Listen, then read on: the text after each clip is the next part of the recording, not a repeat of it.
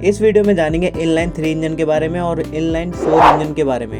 Inline 3 engine में vibration क्यों ज़्यादा होती है as compare to inline 4 engine के मुकाबले। इनलाइन 3 में 3 सिलेंडर पिस्टन होते हैं और इनलाइन 4 में 4 सिलेंडर पिस्टन होते हैं और इस इंजन के सिलेंडर एक लाइन में होते हैं, इसलिए इसको बोला जाता है इनलाइन कॉन्फ़िगरेशन इंजन। किसी भी इंजन में अगर इंजन स्मूथ होता है तो उसमें 3 फैक्टर हमारे इन्वॉल्व होते हैं। पहला होता है फायरिंग इंटरवल, दूसरा होता है प्राइमरी बैलेंस और तीसरा होता है सेकेंडरी बैलेंस। तो हम बात करते हैं इनलाइन 3 इंजन के बारे में। अब जानते हैं कि इनलाइन 3 इंजन में किस तरह से फायरिंग ऑर्डर डिसाइड करते हैं। फायरिंग का मतलब होता है कि इंजन के अंदर जब फ्यूल जलता है तो उसको बोला जाता है फायरिंग। इंजन के अंदर 4 स्ट्रोक होते हैं। पहला होता है intake stroke, compression stroke, power stroke. Power stroke में हमारी फायरिंग होती है यानी फ्यूल जलता है और आखिरी होता है एग्जॉस्ट स्ट्रोक। जब ये चारों स्ट्रोक कंप्लीट होते हैं तो क्रैंकशाफ्ट 2 रोटेशन कंप्लीट करता है। एक रोटेशन इसका 360 डिग्री का होता है और दूसरा रोटेशन 720 डिग्री का होता है और एक स्ट्रोक कंप्लीट करने के लिए क्रैंकशाफ्ट 180 डिग्री घूमता है। जब हम 720 डिग्री को नंबर ऑफ सिलेंडर यानी 3 सिलेंडर से डिवाइड करते हैं तो 240 निकल के आता है और 240 डिग्री ये बताता है कि जब क्रैंक की रोटेशन 240 डिग्री होगी तो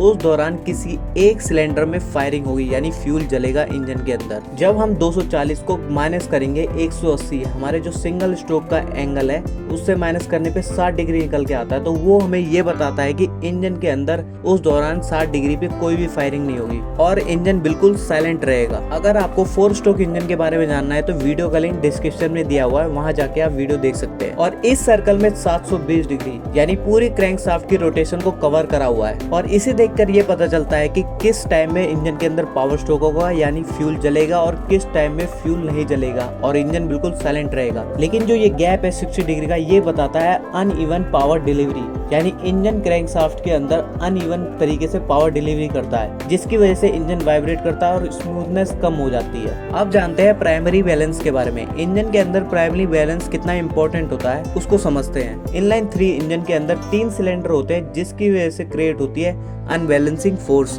अब इनलाइन सिलेंडर के अंदर खींचते हैं एक सेंटर लाइन जिससे कि 2 भागों में हमारे पिस्टन बढ़ जाए और इससे हम फोर्स को एनालाइज कर सकते हैं और ये पिस्टन की पोजीशन क्रिएट करती है अनबैलेंसिंग यानी अनइक्वल फोर्स और इस वजह से इंजन जो है रॉकिंग कपल यानी दोनों तरफ से कुछ इस तरह से वाइब्रेट करेगा। ऑड नंबर सिलेंडर होने की वजह से प्राइमरी इम्बैलेंस क्रिएट होता है। अब इसको खत्म करने के लिए यूज करा जाता है बैलेंसिंग शाफ्ट को। बैलेंसिंग शाफ्ट इंजन के क्रैंक शाफ्ट के साथ रोटेट होती है जिसकी वजह से रॉकिंग कपल को खत्म करा जा सकता है। लेकिन बैलेंसिंग शाफ्ट को इसलिए इंजन में नहीं लगाते क्योंकि इसकी वजह से वेट काफी बढ़ जाता है, फ्रिक्शन भी काफी बढ़ जाता है और इंजन की कॉस्ट भी काफी बढ़ जाती है। अब समझते हैं सेकेंडरी इम्बैलेंस के बारे में। क्रैंकशाफ्ट का जो एंगल होता है यानी 1 थ्रू सिलेंडर का और दूसरे थ्रू सिलेंडर का जो एंगल होता है वो 120 डिग्री का होता है। जब पिस्टन टॉप पर हो या फिर बॉटम पे हो या सेंटर पे हो, क्रैंकशाफ्ट हमेशा बैलेंस रहता है क्योंकि इसका जो एंगल होता है वो 120 डिग्री पे रहते हैं। इनलाइन 3 इंजन में प्राइमरी और सेकेंडरी इम्बैलेंस में से प्राइमरी इम्बैलेंस ज्यादा होता है क्योंकि इसमें ऑड नंबर ऑफ सिलेंडर होते हैं। अब जानते हैं इनलाइन 4 सिलेंडर के बारे में। 4 सिलेंडर इंजन दुनिया का सबसे फेमस